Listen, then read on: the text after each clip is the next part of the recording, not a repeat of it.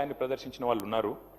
నేనే రాజు నేనే మంత్రి అని మిడిసిపడ్డ వాళ్ళు ఎవరు కూడా సంపదలు మూటగట్టుకుపోలేరు, పదవులను వెంట పెట్టుకొని పోలేరు. భూమిపైన మిగిలేది పేరు మాత్రమే అనే మాట వారు చెప్తారు అధ్యక్ష. శిబి చక్రవర్తి లాంటి వారు అధ్యక్ష అడిగిన వారి కోరికలు తీర్చి ఇచ్చిన మాట నిలబెట్టుకొని, నేను శిబి చక్రవర్తి గురించి చెప్తాను, మీరెందుకు ఉలిక్కిపడుతున్నారు నాకు అర్థం. అందుకే నేను అదే విచిత్రం అధ్యక్ష, గుమ్మడికాయలు దొంగలంటే ఏదో చెప్తారు కదా అధ్యక్ష. అధ్యక్ష రాచరికంలోనైనా ప్రజాస్వామ్యంలోనైనా సింహాసనం మీద కూర్చున్న తర్వాత పరిపాలనలోకి వచ్చిన తర్వాత మరి పాలకులు ప్రజలకు ఇచ్చిన మాట నిలబెట్టుకుంటేనే వారికి విశ్వసనీయత గౌరవం ఉంటుంది అధ్యక్ష. ఎవరు కూడా 1000 ఏళ్ళు ఉండరు, ఎవరు కూడా శాశ్వతంగా అధికారంలో కూడా ఉండరు అధ్యక్ష. మేము కూడా 10 ఏళ్ళు ఉన్నాం, ఈరోజు ఇక్కడ వచ్చి కూర్చున్నాం అధ్యక్ష.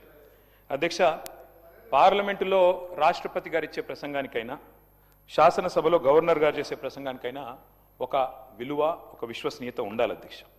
అందులో ముఖ్యంగా కాంగ్రెస్ ప్రభుత్వం కొలువు తీరిన తర్వాత తొలి గవర్నర్ గారి ప్రసంగానికి చాలా ప్రాధాన్యత ఉంటుంది అధ్యక్ష. ఎందుకంటే గవర్నర్ గారి ప్రసంగం అంటే మొట్టమొదటి ప్రసంగం, అది కూడా అంటే దానిలో తప్పకుండా ప్రభుత్వ ప్రాధాన్యాలు, వారి యొక్క ఆలోచన విధానం ఇవన్నీ కూడా ప్రతిబింబిస్తాయి కాబట్టి తప్పకుండా ఉంటుంది.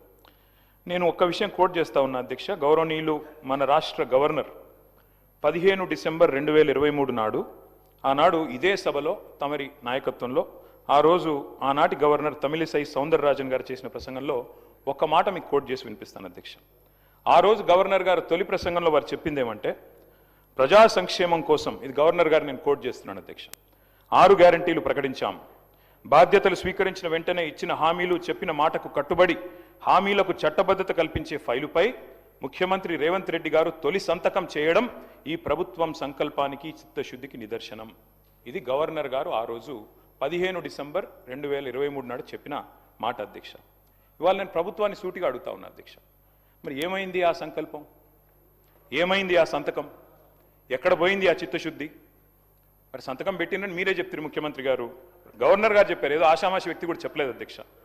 ఆ తర్వాత అధ్యక్ష 2024 గవర్నర్ ప్రసంగం అయిపోయింది, 25 అయిపోయింది, ఇప్పుడు 26 కూడా నిన్న అయిపోయింది అధ్యక్ష. మరి ఇన్నేళ్ళైనా కూడా సీఎం గారు సంతకం చేసిన ఆ ఫైల్ ఎక్కడ పోయింది అధ్యక్ష? 28 నెలలుగా గడిచిన ఆ ఫైలు ఎక్కడ మాయమైంది? కాకెత్తుకపోయిందా, లేకపోతే FSL అగ్ని ప్రమాదంలో కాలిపోయిందా, లేకపోతే మరి విచిత్రమైన విషయం అధ్యక్ష, ఇది ఒక గవర్నర్ గారు చెప్పిన మాట కాదు, ఇది మీ బాస్ రాహుల్ గాంధీ గారు చెప్పిన మాట. తొలి క్యాబినెట్లోనే 6 గ్యారంటీలకు చట్టబద్ధత కల్పిస్తాం. తొలి క్యాబినెట్, ఇప్పటికి నాకు తెలిసి ఒక 50-60 సమావేశాలు అయినట్టున్నాయి క్యాబినెట్.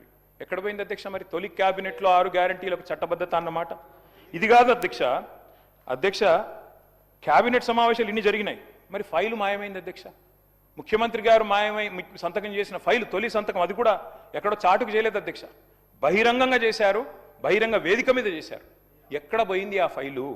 ఇవాళ నేను ప్రభుత్వాన్ని డిమాండ్ చేస్తా ఉన్నా అధ్యక్ష, ఆ మాయమైన ఫైలు ఆచూకీ కోసం స్పెషల్గా ఒక సిట్ ఏర్పాటు చేయాలని చెప్పి నేను డిమాండ్ చేస్తా ఉన్నా అధ్యక్ష. ఎందుకంటే మాట్లాడితే సిట్టు అధ్యక్ష, గవర్నర్ గారిని, అట్లాగే పవిత్ర సభని, అట్లాగే మొత్తం రాష్ట్ర ప్రజల్ని ఇవాళ మోసం చేసి గవర్నర్ గారి ప్రసంగానికి విలువ విశ్వసనీయత లేకుండా చేశారు అధ్యక్ష. మొదటి ప్రసంగానికి విలువ లేకపోతే మూడో ప్రసంగానికి ఏముంటుంది అధ్యక్ష విలువ? నాకు అర్థం కాదు.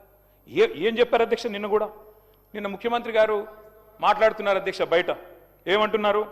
0 వాల్యూ చేశాను ప్రజల ఆస్తుల విలువ కొంతమందిది అని చెప్తున్నారు అధ్యక్ష. ఇవాళ 0 వాల్యూ దేనికి ఉందంటే ఈ రాష్ట్రంలో ముఖ్యమంత్రి గారు చేసిన తొలి సంతకానికి 0 వాల్యూ, ముఖ్యమంత్రి గారు చేసిన సంతకం ఉన్న తొలి ఫైలుకు 0 వాల్యూ, మీ గ్యారంటీ కార్డులకు ప్రజల దృష్టిలో 0 వాల్యూ, మీ డిక్లరేషన్లకు ప్రజల దృష్టిలో 0 వాల్యూ, మూసీలో మీరు ముంచుతున్న ఇళ్లకు కాదు అధ్యక్ష, విశ్వసనీయత కోల్పోయిన మీ ప్రభుత్వానికి ఇవాళ ఈ ప్రజల దృష్టిలో 0 వాల్యూ ఉందని మాట నేను విజ్ఞప్తి చేస్తా ఉన్నా అధ్యక్ష. అధ్యక్ష ఇదేదో నా కవిత్వం కాదు అధ్యక్ష, ఇదిగో మీ కాంగ్రెస్ పార్టీ ప్రచురించిన బ్రహ్మాండమైన ఫుల్ పేజ్ అడ్వర్టైజ్మెంట్ అధ్యక్ష. 6 గ్యారంటీల మీద ఏం చెప్పారు అధ్యక్ష? ఇందులో నేను చదివినిపిస్తా అధ్యక్ష. ప్రతి కుటుంబానికి, ఫస్ట్ ఆఫ్ ఆల్ 100 రోజుల్లో నెరవేరుతుంది ప్రతి గ్యారంటీ, 100 రోజుల్లోనే అధ్యక్ష. అదే సినిమాలకు శతదినోత్సవం చేసినట్టు ప్రభుత్వం వచ్చిన 100 రోజుల్లోనే అన్ని గ్యారంటీలు నెరవేరుస్తాం. ఇంకోటి చెప్పారు అధ్యక్ష, ఇందులో గంభీరమైన మాట, కాంగ్రెస్ గ్యారంటీలతో అందే ప్రయోజనాల విలువ 2,50,000 ప్రతి సంవత్సరం ప్రతి కుటుంబానికి. మరి 2.5 ఏళ్ళైంది అధ్యక్ష, ఒక్క కుటుంబం చూపెడతారా ఈ రాష్ట్రంలో?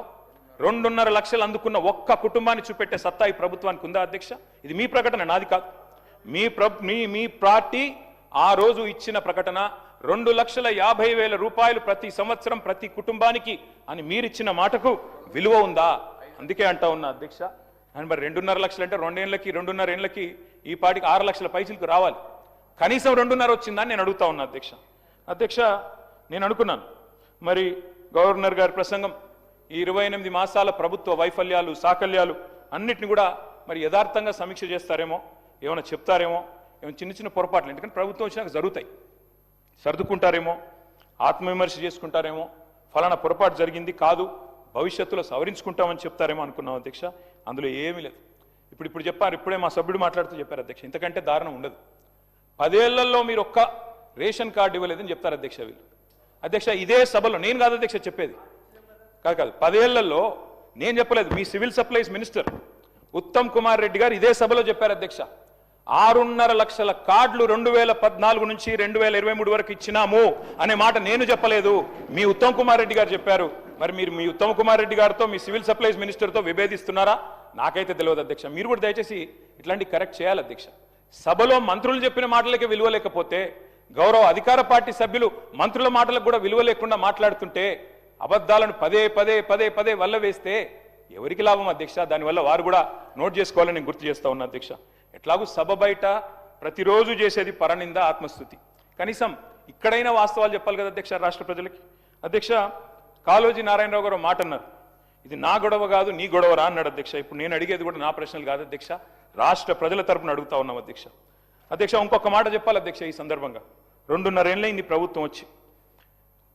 జార్జ్ ఆర్వెల్ అని ఒక పెద్ద ఆయన ఉన్నాడు అధ్యక్ష, ఆయన అన్నమాట, in a time of deceit telling the truth it self is a revolutionary act. అంటే అధ్యక్ష మోసాల కాలంలో నిజం చెప్పడమే అతి గొప్ప విప్లవం అన్నాడు అధ్యక్ష ఆయన. ఇవాళ ఆ పరిస్థితి వచ్చింది రాష్ట్రంలో. ఎందుకంటే అధ్యక్ష మీరు ధన్యవాదాల తీర్మానం పెట్టారు అధ్యక్ష ఈరోజు ఇక్కడ. అధ్యక్ష ఈ ప్రభుత్వానికి ఎవరు ధన్యవాదాలు చెప్పాలి, ఎందుకు చెప్పాలి, దయచేసి ఆలోచించమని చెప్పి నేను కోరుతా ఉన్నాను. ఎవరు చెప్పాలి అధ్యక్ష?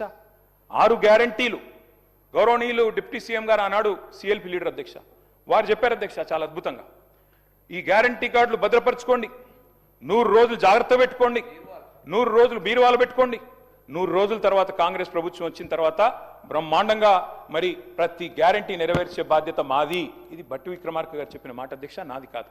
నేను అడుగుతా ఉన్నా అధ్యక్ష, ఎవరు చెప్పాలి ఇవాళ 6 గ్యారంటీలు ఎక్కడ పెట్టుకోవాలి, ఎక్కడ దాచిపెట్టాలి, ఇంకా 100 రోజుల తర్వాత కూడా ఇంకేం చేయాలి, దయచేసి ఆలోచించాలి అధ్యక్ష.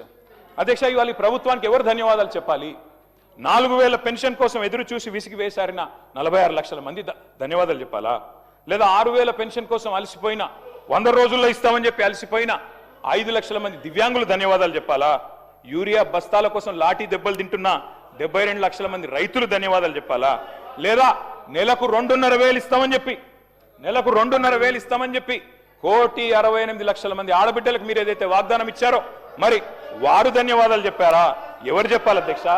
4,000 నిరుద్యోగ భృతి అన్నారు, 2 లక్షల ఉద్యోగాలు మొదటి సంవత్సరంలో ఇస్తామన్నారు, మరి ఆ నిరుద్యోగ సోదరులు ధన్యవాదాలు చెప్పాలా? డిఏలు రాక, పిఆర్సీ లేక, బెనిఫిట్స్ అందక నరక యాతన పడుతున్న 10 లక్షల మంది ఉద్యోగులు, పెన్షన్దారులు, అవుట్ సోర్సింగ్ వర్కర్లు, వారు ధన్యవాదాలు చెప్పాలా? విషాహారంతో చస్తూ పురుగుల అన్నం తింటున్న లక్షలాది మంది విద్యార్థులు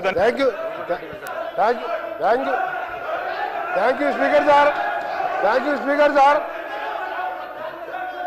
తప్పకుండా మా గౌరవ సోదర శాసనసభ్యులు మా ప్రభుత్వానికి ధన్యవాదాలు చెప్పాలి.